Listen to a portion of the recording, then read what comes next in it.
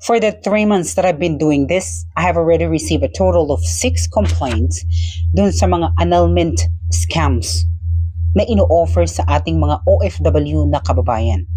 Because they're so desperate na ma-annul yung kasal nila but they cannot come home. So, tinitake advantage yan ng mga nag-o-offer ng scams. Like, okay, we offer fast and easy, no appearance annulment, yung number 1. Ito yung pinakamalala. Pagkatapos mong magbayad, magdi-disappear sila. Number 2, naman yung mukhang maniniwala ka talaga. Mauuto ka nila because they will be sending you papers na parang galing sa court nga kasi meron na siyang nakalabel doon na RTC, may signature pa yung judge.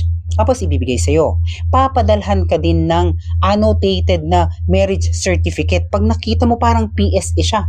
Kasi kuhang-kuha, sakto eh. Tapos may apostille seal pa siya. Sinong hindi maniniwala, di ba?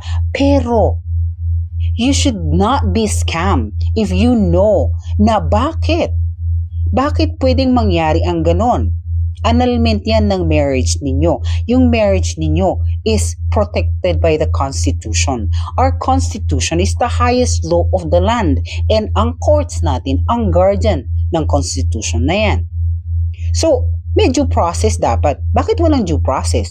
So, kung tama yan na ginagawa, so walang kamalay-malay yung ex-partner mo, kahit sino pala pwede nang mag-file ng annulment, bayaran mo lang si ganito, tapos meron ka ng annulled na yung marriage mo after 3 to 4 months, biglang yung asawa mo dun, wala na palang asawa, annulled na kayo. Asan ang due process dun?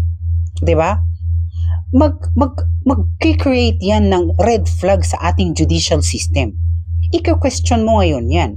Ganito na ba ang sistema ng batas namin sa Pilipinas? Diba? Nabibili na pala ang justice. So mali. Okay? Kapag inofferan kayo ng ganyan, hindi siya totoo. Okay? Falsified yung document ninyo, pwedeng makulong pati kayo na tumanggap ng falsipikadong dokumento. Okay?